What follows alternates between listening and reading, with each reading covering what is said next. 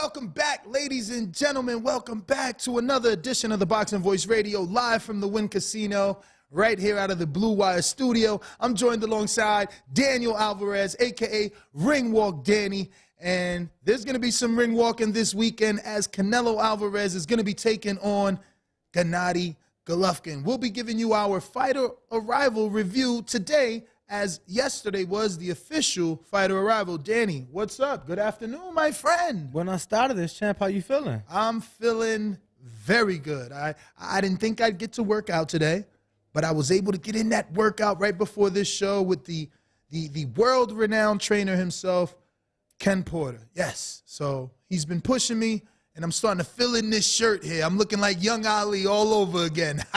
Yes. All right, Michelle. Chill out now. Who? Well, you said young Ali. I said, all right, Michelle. Michel. Rivera? That was a good one. That was a good one. Yeah. I was late to the party. Extremely, yeah. Very typical for Mr. Gibbs here. But we are here to talk about, obviously, Canelo Triple G 3. Yes. The third one, la tercera. Live on the Zone, pay-per-view. $85. That's crazy. It's the first of its kind. Obviously, Mayweather, McGregor, Mayweather, Pacquiao, $100 pay-per-view. But this is the first time we see an $85 pay-per-view. Now, I won't lie. The last ESPN Plus I paid for was $85 total, and that's including taxes and fees because, you know, they make you renew the app, and if you don't have the monthly subscription, you got to get that, and then it's the $70 pay-per-view plus your taxes, so it will take you way overboard to be a boxing fan. But this is a trilogy, and boxing's been built on things like this. Deontay Wilder, Tyson Fury just had a fantastic trilogy that if Wilder can put himself in position with a win over Helenius and Andy Ruiz Jr., we might find ourselves in the first, you know, I don't even know, a quadruple fight in the heavavyweight division. But what are your thoughts on, obviously, Canelo and the arrival? Did it feel you being, once again, you're our 7-year vet here in, you know, you're the only Las Vegan, truly. No, I'm from Chicago. On the panel. I'm from Chicago. I mean, 7 years out here. Yeah, I'm from Chicago. No, definitely felt like a Canelo Triple G fighter arrival. It did? Absolutely. Okay. What was the first thing that hit you?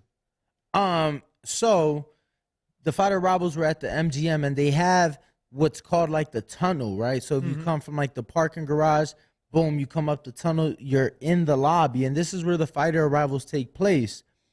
I saw a you know, like a wide shot basically from the tunnel of where the fight, bro, there was easily a couple hundred fans, you know, there for the fighter arrivals. So that gave me a good indication, like, okay, they're coming out early.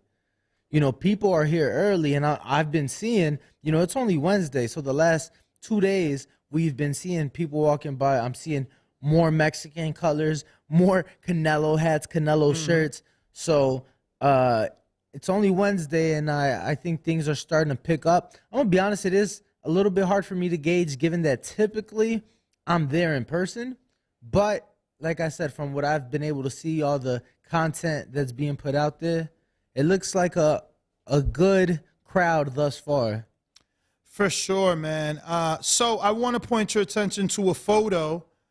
So I'm going to have the good friends behind the bubble there screen share here. And this is Canelo Alvarez overlooking a sea of Canelo fans, right? And it looks like he had a very good fighter arrival based off this picture, right? This is the MGM Grand, if I'm not mistaken. Guys, can we get this on the screen? In the meantime, yeah, man, it definitely looks like people turned out a little more than the couple hundred that you thought would come. And again, once we get this photo up, I do.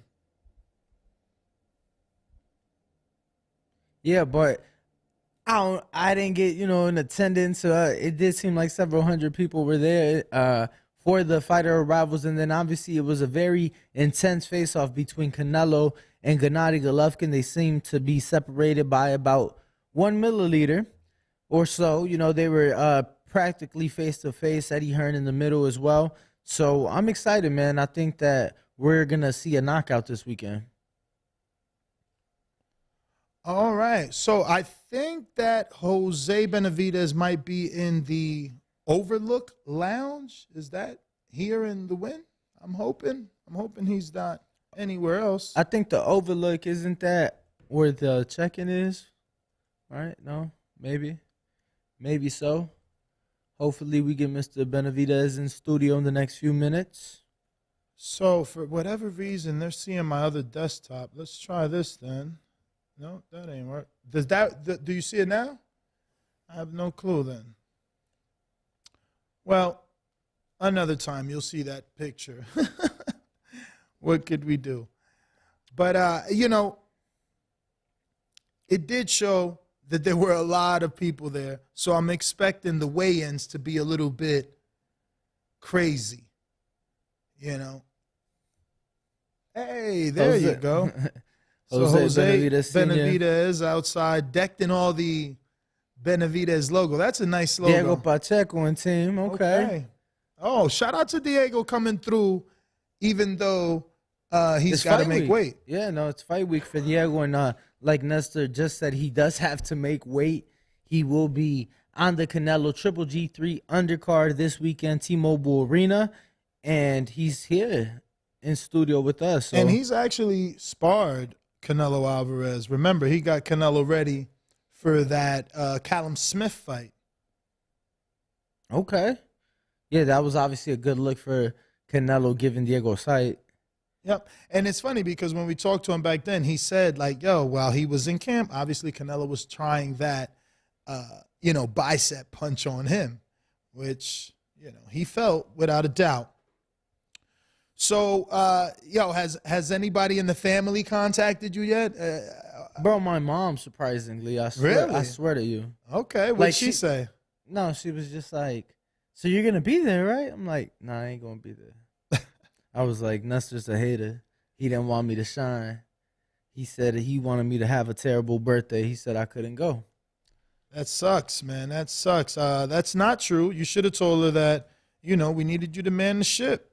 Needed you to man the ship. No, that's actually what I told her. But yeah, surprisingly, my mom, of all people, has reached out regarding the fight. And I'm sure as the fight gets closer, weigh-ins and, the day of, it's typically for a Canelo fight, my phone's just blowing up. So, but we do have Jose Benavidez Sr. in studio along with Diego Pacheco. We're going to get them brought in. Brian, do you see it now? Wow, I unplugged it and everything. Whatevers. We'll just have to do with these great. No, go right there. Just cross in front of us.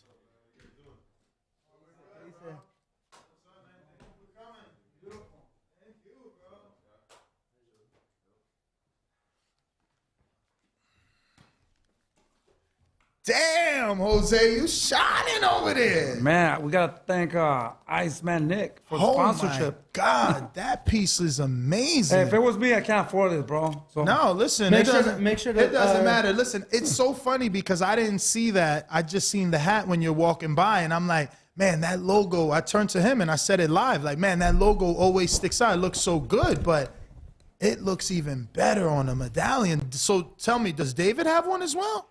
You know what? No, this is the first one. Like I said, I just want to shout out to the father getting the first one. Iceman Nick, man, hooked it up, sponsorship, and but actually he sponsors David, and he's giving him some good shit, bro. That looks good, Pacheco. It's time to knock some heads off, man. We got to get yours done like that. Jesus, how are you? I'm good, man. Thank you guys for having us. We're here in Vegas for Fight Week, man. Excited. Ready to put on a great show this Saturday. For sure, man. Thank you for coming. I didn't know whether or not you'd be able to show up, being as though that it is fight week. But the hardest part of the fight is obviously making weight. How are you feeling? No, I'm feeling great, bro. Weight. I don't have much problem with making weight, so I'm feeling great right now. They told me if there was an opportunity to come stop by here and say what's up to you guys. I was like, hell yeah, it's my guys. Sure. Even though you beat me in a basketball game. I'm glad you brought it up, bro. I'm glad you brought it up because the moment we got the confirmation you guys were coming, I'm like, ooh, I'm going to tell them how we bought the ass up last time. No, that's good, man. How's camp been, though? Obviously, it's been a couple months since we last saw each other. How's camp been? It's been great, bro. We're up in Seattle now. I feel more focused than ever being in Seattle. Alongside David Benavidez, Jose, Ryan, all the guys up there. We were working hard, staying focused, and most importantly, helping each other get better every single day. And we're here today to put on a great fight this Saturday. Man, we need to make a Where's trip. your brother, bro? He's still in LA. He's actually I sparring. know, and that's why I'm like, where's he at? I want to just fucking hug him and say congrats. I can't wait for that kid to turn pro. I seen him sparring Frank appreciate that. Sanchez. That's Yeah, amazing, That's man. the reason he's not here right now. He's sparring Frank, but he'll be here Friday. That's dope. That's dope, man. Congratulations to him. Appreciate that, bro. Hell yeah. How old's your brother? He's 18. He's 18. 18, 6'5", like 270. Yeah, man. Heavyweight. Yeah. Nice. He's fast, bro. He's like the next Andy, man. He's got that Andy build. I don't know if he's gonna change it from here to there, but he definitely looks good. Are you gonna be training him, or is it your dad? No, it's a senior. Yeah, actually, we've been training him. He was in the camp house in San Diego, and actually he came and was going to have a training camp for 2 weeks because he was going to go to the Olympic Center, Colorado Springs, and he just decided not to do that anymore. He decided to go pro. So we just kept him and been training since then, man. So he's excited. He's making his debut on the undercard of Fundora. Okay. So he's excited, man. Medicals are Oh, so ready. Samson picked him up, No. but he's interested. Yeah, big shout out to Sansom, the Picasso Boxing. But no, I'm working with them, and me and David so Garcia. You did that. Yeah, me, Oh, David nice. Garcia. And now, same with Diego. I mean, so far so good. So we have a good relationship with PVC, and even now the Zone Matchroom.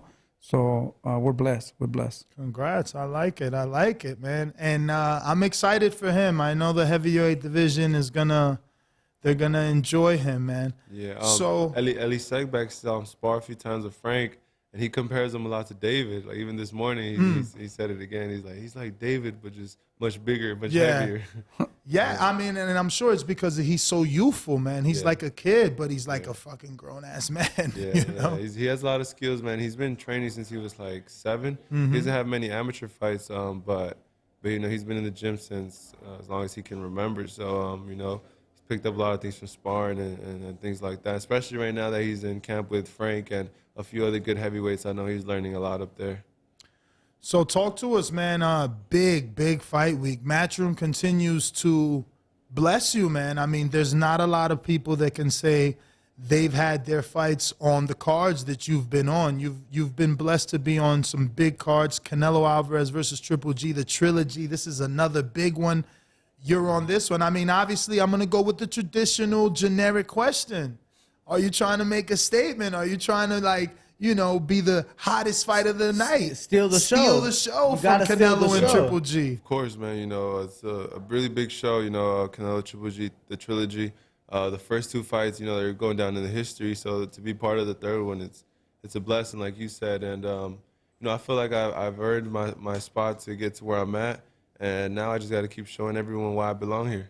For sure, man. You have been part of some great undercards. You were fortunate to be in Saudi Arabia, obviously for Anthony Joshua. And AJ, do you feel any pressure? Because I'm sure, a lot more of attention than typical. So do you feel any added pressure given that there's going to be a lot of people watching? There's a little bit of pressure. I feel back then, boxing was it was a lot more fun because people expected a lot from us, but we're like trying to make a name for ourselves, you know what I'm saying? So it's kind of more like, we don't have much to lose. We're in there trying to make a name for ourselves and do the best for ourselves. And then once you get to a point where it's like, all right, now you're there, and now everyone expects this, and you got to show this. So it's like, okay, now I'm there, so I can't fuck up and, go back to where I was at. So it's a little bit of pressure, but at the same time, it's something we've been doing our whole lives. Boxing, I've been doing this since I was a jit. You know what I mean? So it's like my second nature. It's like when I'm in camp, it's focus and it's my job. So it's a little bit of pressure, but at the same time, it's what I do. For sure. But are you soaking it in, man? I mean, 15-0. Did you envision you would be 15-0 when you were back in your hometown gym hitting the bag? Nah, it's crazy, bro. To think about it, honestly, it's like time went by so fast. You know, I remember. You're 4 years pro. I remember when before I turned pro, I would like on my bio, I would edit and put like signed to this, like 10-0, but I was all cap. I wasn't even pro yet. just to see how it looked on my bio. And now it's like, damn, I'm really 15-0 now. And, Wow. you know, it's crazy. Yo, That's crazy. I remember. So were you with Matchroom since you turned from pro? the beginning. From Yeah. the beginning. I So- signed with them when I was 17, and I was too young to fight on their shows here. So I debuted in Mexico, but I was still signed to them. Okay, so I was at your U.S. debut at the Forum. Yeah. And I remember just like you had got a first round knockout, and I remember we took a picture. That's when I had hair and shit. and bro, it was just like you were so fucking big. And they're like, yeah, he's at 60, might go down to 50. I'm like, he ain't going to no 54. Yeah. How's it been feeling now? Obviously, turning pro and signing with Matchroom so young, you've had the attention from the beginning. From the beginning. How's that been? You know, Under the microscope. They took you to Mexico now a number of times. You fought all over the U.S. now. And now, obviously, we mentioned Saudi earlier, but Canelo undercard, that's huge. Yeah, bro, it's really big. You know, I feel this is probably the biggest fight of the year. You know, so I'm really excited. You know, I'm ready to live up to the moment and really show the world why I'm here and why I keep getting put on these shows. You know, on the biggest shows of the year. Fighting a pretty tough opponent. He's an ex-Olympian, Enrique Colazo, 16-2. It's going to be Mexico versus Puerto Rico. It's going to be a great fight, and I'm ready to show the world. You know that I'm gonna keep showing the same dominance as the level of opposition goes up. So you sound like you've watched tape on him. Yeah, Or you- for sure. Oh, yeah? Yeah. So one fight or multiple? I saw a few rounds of like 2 fights. Okay. He's a good boxer. He likes to box, you know, and I like to box as well. And I feel I'm a way better boxer than he is, and I probably hit harder as well. So it's gonna be a great fight Saturday. I'm looking forward to learning a lot from that Yeah, fight. his only 2 losses have been by disqualification and majority decision, Yeah. loss. So definitely not a pushover. 10 rounder. 10 rounder, Is- yeah. That's your first? No, my last fight was 10 rounds, but I stopped the guy Okay. in 4. But it's gonna be my first title fight. So yeah, I'm super excited about that. Now, obviously, having a WBC U.S. super middleweight regional belt on the line, you know, these regional belts, I think, are often overlooked, but very important because they get you in the rankings and they move you up the rankings Yep, as well. Yeah. So, obviously, not an easy fight just to get into the rankings, but you said more than ready. Exactly. Yeah, I had a really good camp. You know, right now I feel like I'm more focused than ever.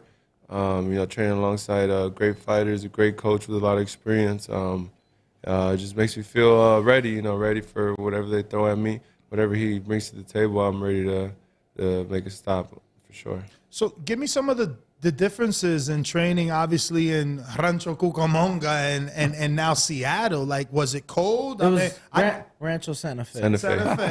Fe. my bad. Well, I'm saying Cucamonga is like L.A. Okay. Yeah. Well, Santa Fe. But, like, is the weather different? Is it more humid? I hear that it rains a lot in Seattle. Yeah, I was going to ask because I was actually pulling up the weather Okay. already. 66. It was cold. It's a little cold. You know, honestly, everyone's been telling me that it's hot right now in Seattle because it's usually super cold in Seattle. But they say the cold is about to start in a few weeks, and it's gonna be my first winter down there. You know, I'm from sunny LA, so Yeah. we'll see how that goes. Jose, we need an invite up there, man. I want to go to Seattle. Not in the winter, but No, it it don't matter to me. Let me tell you. And bro, you know, I don't even own a winter coat. Starbucks started in Seattle, so Yeah. they got like the whole Starbucks. Yeah, coffee's really big out there, bro. Like you just drive by and there's little coffee stands everywhere. So Bro, when I moved from New Jersey, I left all the boots and coats. I don't have any of that, bro. I don't even have something that thick. I'm out here trying to just T-shirt it up. Never going back to the cold. But was it cold for you? Was it harder to sweat, or did you find it easy? Nah, I found it pretty easy. Like I said, I went out there in the summer, so it was kind of hot. It wasn't really raining too much. It kind of felt like LA to me, but you know, except just not the friends, not the whole other scene. You know, distractions. Yeah, the distractions. What's the girls exactly. like up there? There's a few bras up there, but nothing like LA. Nothing like that. Coach, you got a heater in there or what? Yeah, we have to, man. You know, in order to train there, you know, it gets really cold, so we do have some heaters. Do you still crank it up in the summer, like Top Rank over here, or no? No. Yo, where you shaking out this week?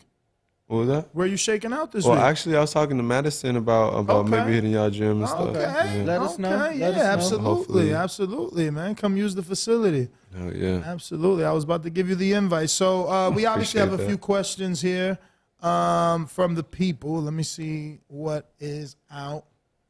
But now that you're 15-0, 4 years pro, I think we just had this conversation. Shakur won his first title before the 4 years or in 4 years, you said? No, Shakur won it under 4. Under 4. So, Yeah, he's one of the guys who did it at like but fast he's a top level amateur, yeah, for obviously. Sure. Yeah. What are you envisioning for yourself? Obviously, this is a regional, like he said, that's going to put you in that, you know, conversation now. Right. So, or are you in no rush? Well, I feel there's no rush. You know, I'm only 21 still. You know, you only get one career, so you know, take care of it as much as you can and do what you feel is best for your career. You know, I feel I have a great team. You know, Jose Benavidez, nothing new to the business. So he's doing a great job guiding me. David Garcia, who's also working with him, they're doing a great job guiding me, and I trust them 100% that they're gonna make the right decisions for my career every time. So I kind of just leave it up to them. You know, I make sure I do my part and I'm physically and mentally ready for every fight. And Jose and Senior and David Garcia are the ones who make those decisions for my career. So, in terms of fighting for that WBC United States title, what was the decision in choosing the WBC rankings over the WBA or the WBO?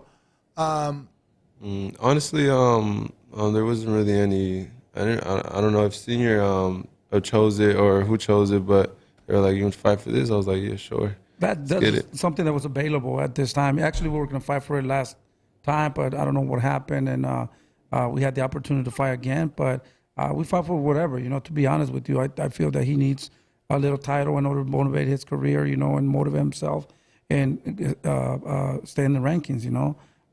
And little by little, we'll see. You know, my thinking is I want to see how he performs in this fight, and we'll evaluate and see what's next for him. You know, we go fight by fight.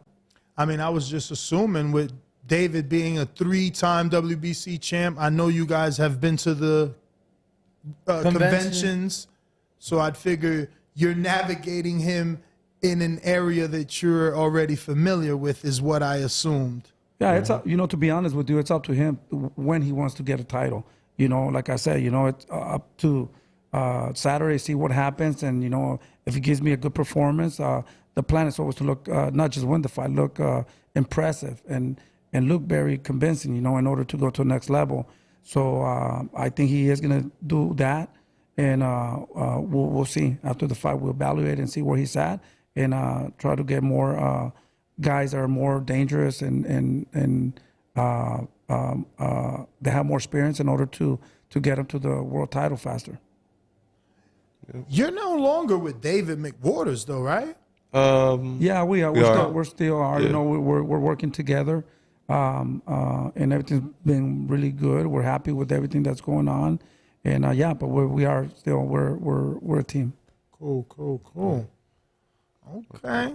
Bro, you guys have a sick ass studio. Oh, appreciate it. I man. know it was pimped out like this, man. We got another one in the building over Yeah, there. I got 'cause we- another one Where too. the gym's at? Where Yeah, where the gym's at. Because we do a show over there from 6 a.m. to 9 a.m. and then we're here from Yeah. 12 to 2. Yeah, it's hard. Thank you. Probably one of the best studios I've God been is in. good, baby. Yeah. Jose, so gotta ask, you know, obviously the world wants to know, you know, when we're gonna get a return for David.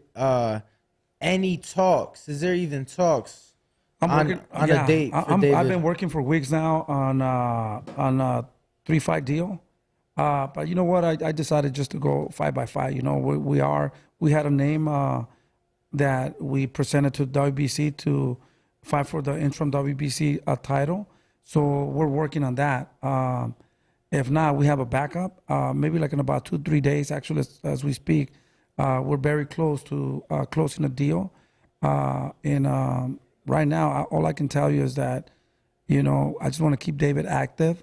All these guys that say that they want to fight David, they're not stepping in. So we're just going to continue staying busy and put pressure on these fighters that say that they want to fight the best. They think they're the best at 168. And we're here, you know. Team Benavides is not afraid to fight nobody. We lose, we win, but we get up, you know, and we just want to test ourselves to our limits to see where's David at and challenge the tough fights and see where we at. So what are those names? Whoa. When you say 3-fight deal, were you only negotiating that 3-fight deal in-house, or did you flirt the possibility of a 3-fight deal with DAZN and Eddie Hearn? No. Okay. A 3-fight deal with PVC. Okay. I want to thank Al Heyman. You know, he's done a great job. You know, with as soon as I say the opposite of PVC, he's like, I want to thank Al Heyman. Let me get that on the record. And that's good. You know, I don't want to confuse people. You know, we love PVC. You know, they done a great job, especially Al Heyman. You know, with David, Sansom. You know, it's a family. You know, they've done a tremendous job with them, and I see myself ending David's career with PVC. We're super happy. I couldn't be happier, you know. Well, I'm just glad you clarified. Yeah, when I said a 3-fight deal, you know, we were trying to think and kind of sign those fights because it's hard, you know, for David to get a fight. But I'm not going to focus on that. You know, I just want to focus on what's first and see how he looks and then go to the next one. Senior, I got to ask, just recently, you know, having, you know, your son and David and your grandson in the gym a couple of days ago for the birthday, you know, what's it like through the years, through the journey, through the wins and through the losses, still to have, you know, the entire family together, you know, always side by side? You know, man, to be honest with you, I'm super blessed. I'm super happy with all the challenges, with all the losses and the wins. You know, I'm blessed, man. You know, how many people, I mean, would love to be in this studio right now, you know, and fighting on a very important card with Canelo and Triple G, man. You know, to me, it's a dream come true, man. I come from nothing. I didn't even know how to throw a jab. I didn't, you know, I just came into business. I sacrificed myself and I dedicated. I fell in love with the sport and I came obsessed, you know, and to this day, I don't even know what keeps me motivated, man. And I'm blessed, man. You know, I'm super happy with my grandkids and Junior, David, Rayo. Like I felt, you know, super bad, you know, when he lost last week. I felt terrible. I couldn't sleep for 2 days. To this day, I can't even believe he lost. Now Diego, you know, he's like another son, you know. I have the youngest team in all over the world right now, you know, and these guys are young, you know, they are going to make mistakes, you know. My job is to keep them grounded and let them know, you know, that they can't make any mistakes, you know, and I'm there, you know. I try to do the best that I can, you know, to guide them the right way, and I'll give my life for them, you know, because this is what I love, you know. I don't want to see them lose, but a loss is not the end of the world, you know. We could always come back, but it makes it a little bit harder, but we're warriors, and like I tell everybody, we're not afraid of nobody. We're here to do what we're supposed to do and fight and get to those titles as soon as we can. So, obviously, there's been so much talk about the Rayo loss, right? So, everyone wants to give an opinion. Obviously, they sit in this chair. I ask the question. I present the question. It's not like they're just in your business, but I ask a trainer, hypothetically, hey, if you were in that situation, your fighter did 7 weeks of camp, his fight falls apart, do you take a last-minute fight like that, a guy 15, 14 knockouts, 1 loss? And obviously, Monday morning quarterbacks, most trainers are saying, no, I wouldn't do that. You know, I would scrap it. But how did you feel in the moment? When you got the call that his opponent was out, it was no longer Jezreel Corrales. What went through your mind? You know, everybody's going to have their own opinion. Everybody thinks they know everything. They don't know what's going on in our camp. You know, we're not afraid of nobody, man. You know, to be honest, we get a date with a lot of time. We get ready, and we'll fight anybody because things can change, and it happens all the time. You fight a right-hander, a left-hander, or whatever. If he wants to fight Rolly, he wants to fight Tank, he wants to fight Pitbull, who is this guy? Is this guy better than them? I don't think he is. He had a loss. he has 14 fights, 13 knockouts. Who has he fought? Does that make sense? So at the end of the day, I think Rayo was not focused in that fight, and he knows that. I did the best that I could, but at the end of the day, I can't babysit him day and night. I knew something was not the same, but sometimes you need to show these guys, okay, we have an obligation, man. You can't back out, man. If it happens now, it's gonna happen again. So you learn from your mistakes. So are you saying that he was reluctant to take that fight? Well, I like I said, I just felt that the camp was not the same. The camp was not the same. Was it because distractions? Was it because of the opponent though? Because Eka Jezreel was older. Maybe in his mind he's no. It was just his discipline. And he'll tell you, he's gonna come to the fight, gonna come and support Diego. He'll tell you it's his discipline. He wasn't focused. It's just his discipline. Really? Yeah. Bro, So, after being in San Diego with you guys, I came back singing the praise. I thought he was a phenomenal fighter and the way that he was training in there. And I seen him spar Joet and the brother. And I'm like, no, this guy is next fucking up. He is for sure. But, few mistakes that he made. And he's like owned up to it. He said that he did a few things wrong, but it won't happen again. Yeah, so what was it, running? Was it running? And that's a message to everybody. In boxing, man, you got to stay focused, man. You got to stay focused 100% because you have a big opportunity and you don't want to throw it away. What corner did he cut? Because it seemed like I can't say he didn't have any stamina. He got up from them shots, bro. Diego can tell you, first of all, I want to give a shout out to his opponent. He won. Yeah. There's no excuses, or they stopped it right. I was super happy with that. But Diego knows when we were in San Diego, man, I was there watching everything from what they eat to when to go to sleep, wake up, and all that. We're back in Seattle. They got their own little place. What's his name? Rayo has his place also. So I mean, it's a little hard, It's different. It's different. It's a little different. And like I said, he'll be able to tell you what the mistakes were, whatever, But I know that he lost a little bit of ground and a little bit of discipline. That's it. I'm super confident that he's going to come stronger. All the great champions lose and make history. I think he's going to come stronger, and he's not going to make those mistakes anymore. And he's already training. He's ready to go. And I'm gonna support him 100%. And like I say, I love him like my son, and I'm gonna be there for him. We don't really see rematches in that PBC family, so I'm assuming, what is it, Santiago? El Granada, Santiago. I think he had Granada. I just know it's like Eddie. I know. I'm assuming he moves on the way that the guy that beat Colbert moved Chris on. Colbert. Or is there a rematch clause? You know what? I think I'm gonna take my time. I'm gonna get him another tune-up. Take him, see where he's at, his head is at, and maybe off TV or on TV. It doesn't matter. I just want him to feel comfortable, and I just want to see how he reacts to it and how he's thinking. I would love a rematch. Not right now. Maybe like in one or two fights. There's no point right now. Let this kid, enjoy his win, and I'm not mad at him. Or in the future, we will love to have a rematch with him and see where we at now. It's got to be disappointing, though. Oh man! I mean, Rayo's name was being mentioned. Super disappointing with people Still that can't believe it. Yeah, I can't believe it. I couldn't sleep for 2 days, man. I'll be honest with you.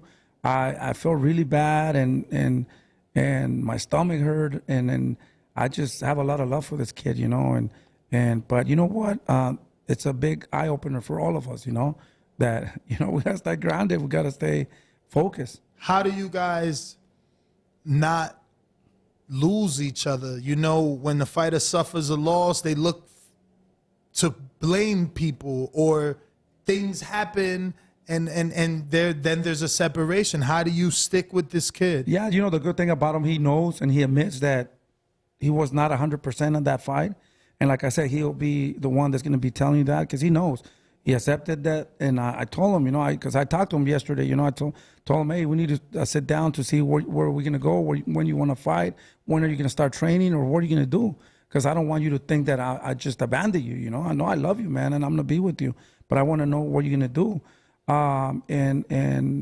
We sat down, and the plan is to come back and train and see how everything goes, but yeah, it is super painful, and we'll little by little we'll see how we can bring everything back together. I don't even know how bad he's mentally destroyed or whatever. I know he's upset, but hopefully he can forget about it. He looked super happy. I mean, so that's a good sign. So yeah. I think, it shouldn't be that hard to come back. Well, shout out to you for reaching out, because we've sat on this side of the table with other trainers that they're like, nah, I'm giving him his space, and, he knows my number. And it's like, bro, my man went through a fucking loss. Like, you got to go and be the father figure. Right. Call him, check on him, something. So, shout out, man. Shout out for doing what you do. But I want to bounce back, obviously, to you. And the fact that, you're on that brink of contendership, does it feel difficult because now the eyeballs are on you and that developmental stage is kind of starting to be left behind? No, I feel, everything happens for a reason. I feel I'm where I'm at.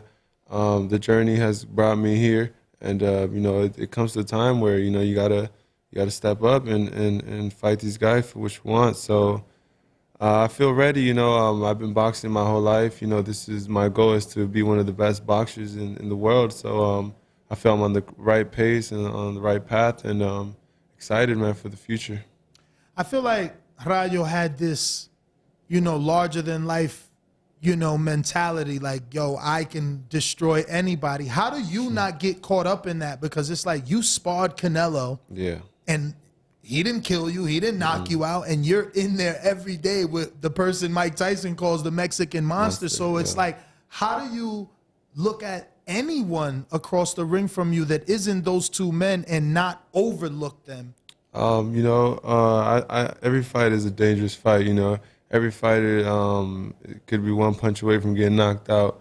So that's the way I try to look at it every time. Every fight, every fighter, I look at it as my biggest fight. It's my biggest fight. This is my chance to win more fans over, or the guys who don't believe in me to actually believe in me.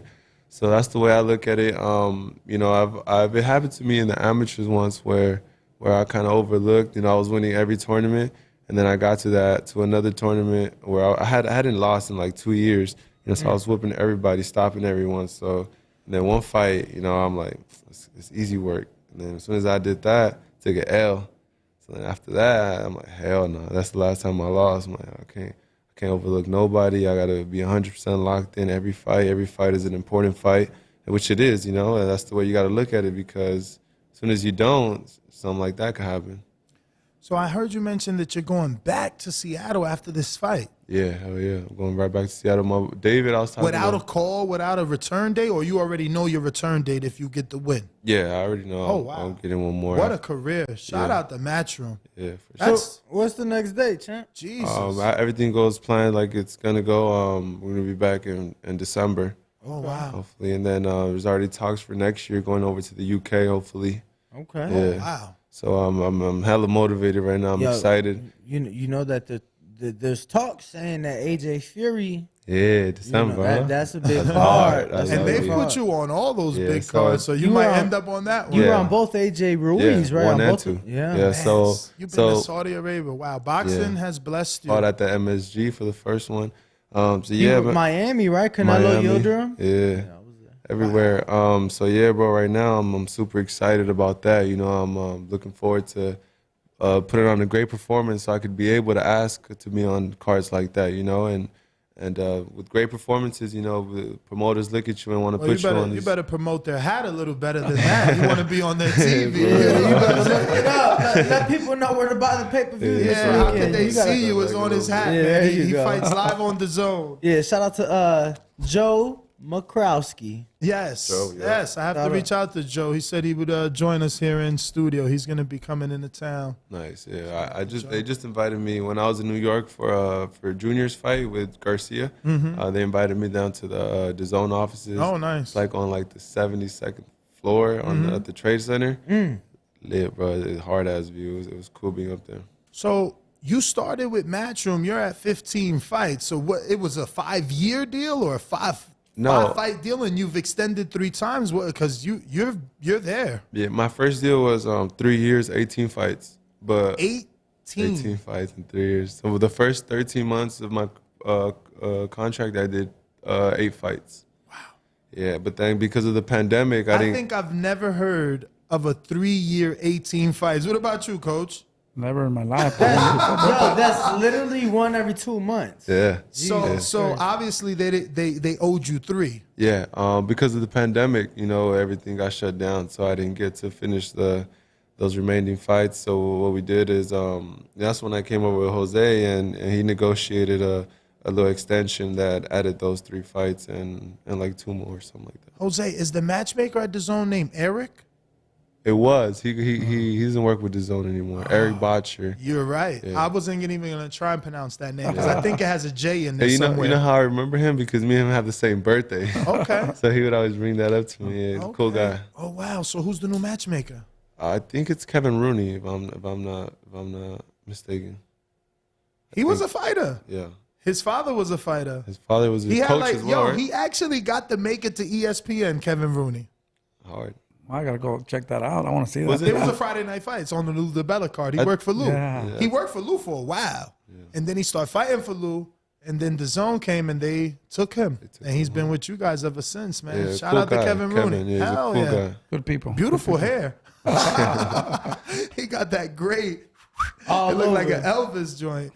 I got James Valdez in San Antonio, Texas. That says, "What's on the menu after the big win, champ?" Hopefully, just want to celebrate a win with my family, with my team. I've been away from home for like 3 months, just being focused in Seattle, putting in a lot of hard work. Wait. Last time you went on a big vacation, I think I remember you said, right? Yeah, I was in after my fight in San Diego. I went to Costa Rica for a few days. What you got planned this time? Well, I was just saying, I was talking with David. He has a fight that's coming up. It's not confirmed yet, but it's about to be. So he asked me to come back right after this fight so I can help him in his camp. Oh, so no vacation. Nah, no time for Maybe I get vacations to right take now. one together. Yeah, Oh, maybe no, after you this won't be fight. able to because when he gets out of his camp, you're going to be practically in Yeah. December. Yeah, so exactly. So it worked out. I'm like, yeah, I have a fight scheduled for December anyway, so we'll come right back and get in camp with you. And my David, but he, when he talked to me about that, it was kind of more of he wants me to stay focused. For sure. He wants me to come right back and be right back in training, especially after what just happened with Rio. When we're talking about that, he was like, yeah, bro, after this fight, come right back, and I'm gonna give you $1,500 a week to just spar with me. Damn. I was like, for sure. Blessed. Yeah. So what's up with your son? Is he because that wasn't a bad fight, man? He looks like he can do okay. I'm gonna be honest with you, man. I'm just trying to get him the best fights up there in order to make some money. Cornflake, bro. No, you don't like that? Yeah. Nah, not Thomas Lamana then. Okay, what about Brian Mendoza? Nah. I think Damn, what you shooting for? So what? You know what? We were offered a fight to fight Lara, but he couldn't. We couldn't. Even after the loss to Danny? No. Before that, Okay. it was Danny and him. But I think the fight can still be made. I mean, I don't see why not. Because Thurman and Danny calling out Laura now? No. I mean, but still, I think. I mean, it could be a good fight. I mean, now, I'm just trying to keep him in there. Yeah. You got to get him a tune-up, You know who Jose? Junior should fight? I Who? think he should fight Adrian Broner. Man, Broner going to have to move up a lot.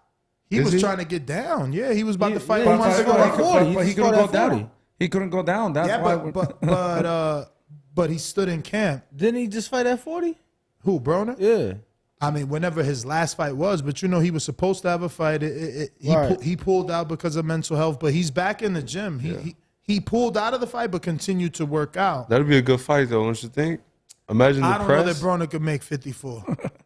Junior? That's Little if Junior comes down. Junior comes catch weight, down. though. Yeah, I think it could come down. Broner's then no good at absolutely. 54. He's no good at 54. But yeah, man, you got to give Junior a tune-up. Damn. Yes, he said no to Brian Mendoza. No, I didn't say no. Right now, He said, no, because I'm thinking more about Lara for a world title. I mean, who wouldn't want to fight for that? We were out for that fight, so I think we could probably still get it. If not, we'll fight anybody. Like I said, we're not afraid of nobody. Right now, he got paid very well. He bought a house. He's remodeling the whole house. He broke the whole house down in Seattle, and so he's a little bit busy right now. Maybe for like another 2-3 weeks, and he's gonna come back to the gym and. Man, you guys really love Seattle. He bought a house in Seattle. Yeah. So it's not true what they say. It doesn't rain a lot. It does rain a lot, and people say that people get depressed there. Fuck, I'm super happy. Yeah, they told me that the sun about to start coming down at 4 o'clock. I'm like, what the hell? Now, you guys may not know because obviously you guys are professionals. Is weed legal out there? Yeah, it is. Oh, yeah. Okay. Yeah.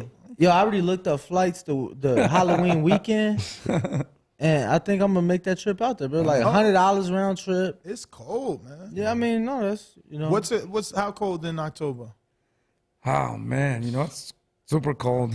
He didn't even give a time. He said, Super cold. Super cold. But you got to remember, he's from Phoenix too, so Yeah, so for him it's super cold, just Yo, like he's for from us. He's from New Jersey, and you think he's from like the actual You sun. see this tan?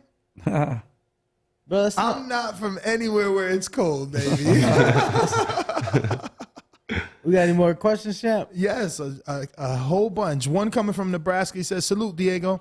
I've been betting on you since Abreu, and you never disappoint. I was leaning towards the under 4.5 rounds on this fight, but in your opinion, how long can this 33-year-old guy last? Best wishes." Shit, I ain't gonna lie, he's pretty tough. He could box, he's no pushover for sure. So We betting I over. don't know. We betting I over. don't know, but I mean, you know what I'm saying? I've showed in the past that, I have that one punch knockout power. So, we'll see. We'll see Saturday night. I can't promise him anything. And he said he's coming to steal the show, so Facts. you never know. Facts. And I had a really good camp. I'll say probably the best camp. Yeah, I feel the most focused I've ever been. That's good. No, yeah, we definitely got to Okay. make the trip up to Seattle. Yeah, for sure. Guys gotta come Coach, have visit. you been keeping your eye on this guy that's with the zone called Christian Mabili? No. No? Have you? What weight? What weight is it? Neither? What? Your weight. I mean, No. his weight, 168. How many Where's fights? he from? 22-0, 20 Oh, KOs. wow. Oh wow. He's with the zone. He just beat DeAndre Ware, who actually beat the guy you're fighting. And he's the one that beat Ronald Ellis, Najib Mohammadi, who I also seen him. fought I seen him now. Yeah. Kovalev. He has dreads. Gotta watch him, bro. He's getting some crazy cold knockouts, and he's definitely, on the definitely. zone. Yeah, That's a horrible picture, though. He's got dreads. He's got yeah, dreads. we're gonna watch him from now on, because that's pretty soon. Yeah. A possible opponent. Yeah, I mean, yeah. Just making sure you keep your eyes on him. Absolutely. But we got some more. Hold on here. It looks like Jazz says there's not much footage on your next opponent, but his last fight was a disqualification in round 4. So how are you going to approach the fight? Just like I approach every fight, go in there, do my thing, what I do best, and that's box and win. I've been a winner my whole life. That's what I know how to do best, and I'm gonna go in there and dominate him from round 1 through 10. If the knockout comes, then I'm gonna put him on his ass. But if not, then I box him for the 10 rounds and be dominant. Were you sparring 10 rounds? I'm just asking because obviously you've never been 10 in a fight before. So. Yeah. Nah, we actually went to LA for a week for a Riles fight, for Riles Fight Week. And when I was down there, I was sparring Fundora and a few other guys down there in LA, and we were doing 12 rounds. And and put in a lot of rounds in sparring. And then he got in one round he got hit in the nuts. What was it, like Yeah, 4? you know the I forget his name, like Umir. He was an Olympian. The Cuban. No. Filipino. Oh, He's with Sean Gibbons. okay. He's a good fighter. He's a 160 middleweight. He's always with his wife? I'm not sure. Maybe. Yeah, he had a, Is that the Maybe. guy that you just got the number in Wife. top rank? Nah, smaller guy. But yeah, point is, we're sparring and he hit me right on my nuts, like with an uppercut. Umir Marcial. Yeah, him. Yep. Umir Miles. Great fighter. Yeah, He's Marcial. a really good fighter. But yeah, that was the first time I ever got hit on my nuts like that. It was bad. You had to take a knee? Yeah. But you know Time what? out? But you know what I told him? You got to get up, man. Because if the referee doesn't see that, you know, you got to continue. Yeah, that's And what he told me. I put your hands up. Let's go. Let's fucking go. Yeah, And so he I was did, in you the know? corner like, damn, my nuts in here. And then he told me like, let's practice. If it happens in a fight and the ref doesn't see it, you gotta keep fighting. So Yeah. I was like, yeah, fuck it, let's keep going. Wow. But I could feel it in my legs. I ain't gonna But lie. look, It was look, bad. if it does happen in a fight, champ, you get back up and you still not there, just fuck it, hit him low. Fuck it, no, No, I mean, because then let's they're be gonna honest. then Let's be they're gonna honest. give him that 5 minutes. Let's be honest. I would rather lose that point for the round than lose a fucking fight in that round. You get what I'm saying? I'm gonna give myself a chance. Yeah, You get what I'm saying? that's true. Yeah. Bro, I don't give a fuck. I've got jumped before. I'm hitting you in your nuts if I have to, for sure. Whatever it takes. I got Brandon in Houston. It says, this won't be your first time on the big stage, but can you share with us if you ever had any kind of anxiety when you first saw the size of the arena or maybe the size of the crowd? I'm asking because I've heard this kind of thing can drain a lot of a fighter's energy before they even throw one punch. Honestly, I feel like I perform well when there's a big crowd. I've always been that way, like even in sparring and stuff, Usually in sparring, it's just us, and then when there's more people, then, you know what I'm saying, you gotta, everyone's gonna talk, so you gotta do You your gotta turn thing. it up, yeah. Right. So, and I've been put on the biggest stages since I was 18, so I feel I've gotten used to it. If there was nerves back then, you know what I'm saying, now it's like, it's what I do. That's the way I look at it. It's what I do. I know that you're obviously just starting your career off, and the only thing you should be focused on is the fight in front of you. Right. But do you feel that you're able to soak it all in? Because when you think about it, you have fought not just on some great undercards, but in some very historic venues. The Fabulous Forum, for that to be your first fight in America, that's huge. The Madison Square Garden, that venue that they built in Saudi Arabia just for the fight. Yeah. Like, do you think that you're able to soak it all in? I know you're young and everything, but do you think you're able to like really appreciate the moments that you're living in? Yeah, I feel like now I learned to like really take a moment and really appreciate it all. But I feel like back then, when I was on that hella fight, doing hella fights back to back, it was more of a it kind of felt more like when I would be at amateur tournaments, it was just like, I'm getting these wins and just going on to the next one. Just going through the motion kind of? Exactly. But once the pandemic hit, bro, that's when I kind of like stopped. Like I was already 13-0 13-0 when the pandemic hit. I was it gave me a lot of time, to think and really see what I was doing. And that's when I really appreciated it. And I was like, damn, I'm already 12-0. I'm 2-3 years into my pro career. And I fought in all these stadiums, like Forum, for example. I'm from LA, so the Forum, Staples Center, those are the biggest venues in my city. So just, as a kid, just wishing to be able to fight on those, and then it happened, and then it's just on to the next. It's crazy, bro. It's a blessing for sure. Senior, for you, I got Cannon, Nebraska that says, following Rayo's loss, will you be more cautious of last-minute replacements? Best of luck with Pacheco's bout, and thanks for coming on the show. You know what? We never said no to no one, We're just going to continue doing what we're doing. A little slip is not the end of the world, I'm going to continue believing on what I believe. That's the reason I'm here. That's how I got here, We only live once. These guys are fucking warriors. They train super hard. Like I said, discipline was a little bit there, but when you already have a fight and it's a big fight, you just gotta go and Handle business. Handle business, because otherwise, if I cancel that fight, it's not going to be the same anyways. and their obligation is to train and be ready.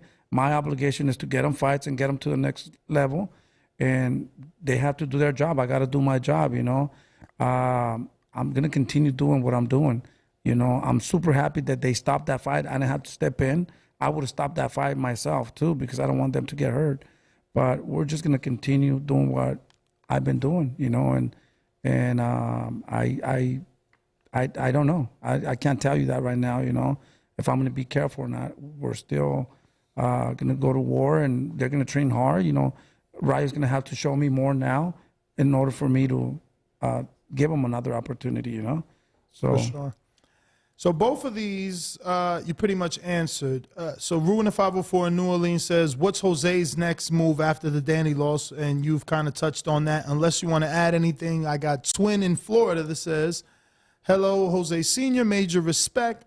Being that Rayo got stopped in what to me was the most exciting fight of the night by Edwin De Lo Mio, will there be any significant changes to the approach on defense for Rayo specifically, and or any other fighters in your stable? Coughs, David. Yeah, you know, for sure. You know, there are going to be a lot of changes, and our game plan is not to knock everybody out. You know, our game plan, go there, use your jab, and keep your distance, and feint, and kind of put pressure at the same time, keep your distance. And after the first round, that's when we adjust and see what we can do, what we're doing better, and continue to do different things. Rayo just went in and wanted to knock him out, in my opinion, you know, and that's what he says, you know. He didn't listen. He just went in there and went to war. You know, that was not the game plan. So our plan, and Diego knows, everybody fights different, but we all have a game plan. You can't just go in there and try to knock people out. According to the WBC's own interim rules, interim title bout may be ordered only if a world champion will be temporarily inactive and unable to defend his title for a period to exceed 6 months due to a certified medical reason or a legal impediment.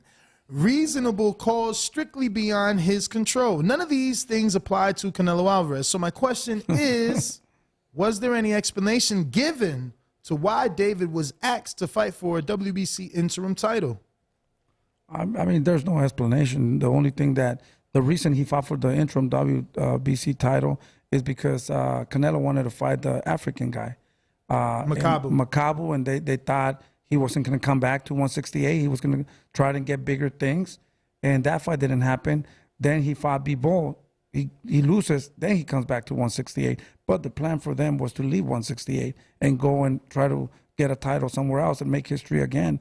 But the plans didn't come as they thought they were going to come, and that's why now he's back at 168. We're not desperate. We're not frustrated. We're just keeping David focused and active. He's only 25 years old, so there's no rush. How do you think Canelo? Well, how do you think that fight goes this weekend, Canelo versus Gennadiy? Oh, man, you know, what I heard with Canelo, he said he had problems in his last fight. That's why he lost. Everybody has problems when they lose, you know. Hopefully he fixed all his problems and he comes 100%, because I did see him a little bit tired. He was not the same Canelo. I think, to me, it's a 50-50 fight. Whoa. In my opinion. 50-50 with a 40-year-old? I mean, in my opinion, but what I'm trying to tell you is, a lot of people don't understand that Canelo has dedicated himself to boxing. He's been super disciplined. He's like 30-something years old. His body, he might want to fight, but his body, in my opinion, wear and tear, man, is not responding the same. And we've seen some of that. Of course, in that Murata fight. Exactly. So that's why, in my opinion, it's a 50-50, because Triple G didn't really look that as good in his last fight either. But I think he trained hard, and I believe that, you know, they're almost there with the same power and the same wear and tear, you know, in my opinion. Are you going to go to the WBC convention this year? I'm going to try my best to do that. Are you going to request mandatory? I'm going to do that 100%. James Valdez, San Antonio, Texas. Do you see anything anything either of your sons that leads you to believe that they'll become a trainer themselves? And if so, who? Jose Jr. or David? I think David. You know, that's funny, because Junior likes to train people. Actually, Oh, he likes really? to do mitts, and he tries to tell people what to do, little kids especially. I don't know if they will become trainers. You know, it's not easy. It's very frustrating. It's super hard, man. You know, to be honest, not a lot of fighters that are successful become trainers. The only ones that become trainers are the ones that were not successful with their money. So they, choose to train, and that's what I believe. You know, so it's too early to say that for them. But if they become trainers, I will be super proud of them and super happy to work with them. Like, Garcia with his son and them, it would be a dream come true, to work together in training people. Are you going to go pick up your grandchildren like on the weekend and do pads with them? Or is that something that you won't cross that line until David or Jose talks that? To be honest, that's a good question. I just want to be a good grandparent, man. Training somebody, you got to be mean in order for them, so you could take them to the next level. Pacheco knows I'm hard on him sometimes. I don't want to do it, so it's super hard. I just want them to love me, man. I just want to bring them chocolates. At this age, you're not going to be training them hard. It's just, yeah, but seeing if you they can, love man. it. To me, they got to give me everything, I got to, I got to be mean. I'm never satisfied, I have a 9-year-old, my little princess, I train her and I got to be mean to her. I don't want to do it, man, but I just want her to be tough because I want her to be the best at what she does, And, but she's my daughter, I could do with her whatever I want, but my grandkids, I don't want them to hate me, man. So your daughter sees your sons and that's the life she wants.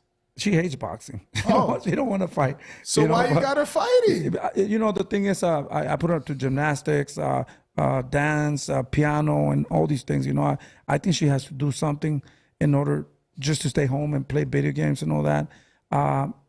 How about if I die? Who's going to protect her? I just want her to be strong for herself. I'm not saying that she's going to fight or compete or whatever. David and Junior hated boxing when they were little.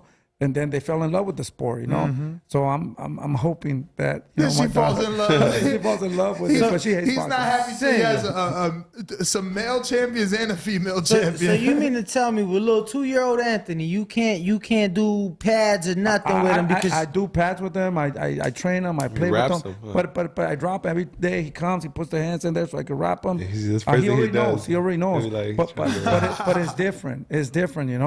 I can't be mean to him. Everything has to be with love, but maybe it's a different training. Maybe I'll adjust to love. I don't. But the training that I do is crucial, man. It's bad. It's not good.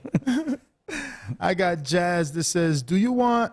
You answered this. Do you want the rematch with Edwin de los Santos? And if so, will you instruct Radio to take his time early and make Edwin work without taking too many risks and exploit his bad gas tank he showed versus William Foster down the stretch? So, I guess another rematch question.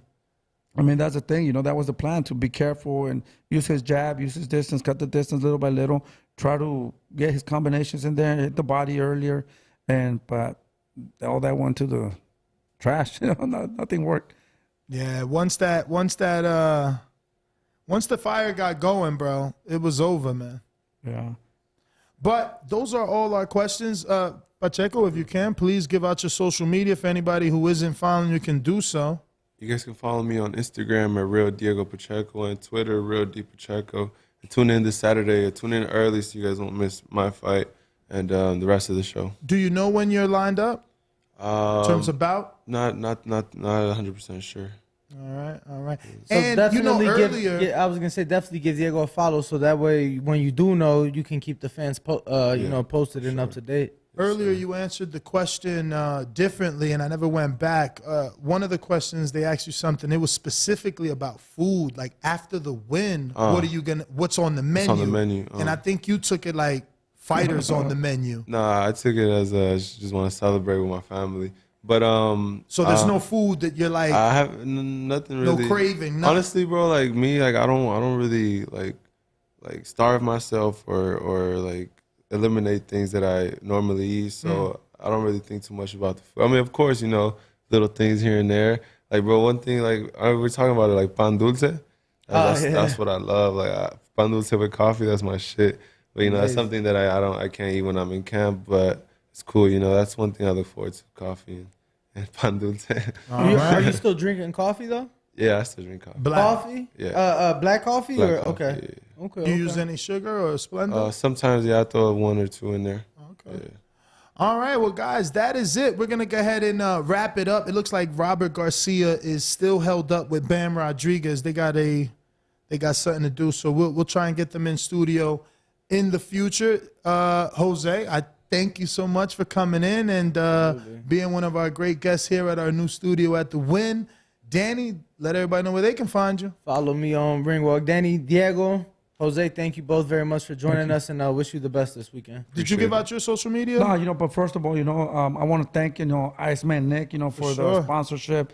Beautiful logo, man. Something I worked so hard for, man. To me, this is very valuable, man. It's something super, No, super he did crazy, a phenomenal man. job with that. Thank you so much for sponsorship. Thank you, guys, and thank you all the fans for all the Thank you support. guys for inviting us, and always great talking to you guys. Yeah, no, to Iceman Nick, I'll wear one of those There you every go. day for him. Every day, right? Iceman Nick. I'm not used to wearing this, man. I hide it. You got to. But I gotta. Shit, Diego's represent. weak right now. He can't defend you. All right, we're out. Thank you, Yes, sir. man. This shit is fucking beautiful, brother. I didn't know you guys were coming today, so don't take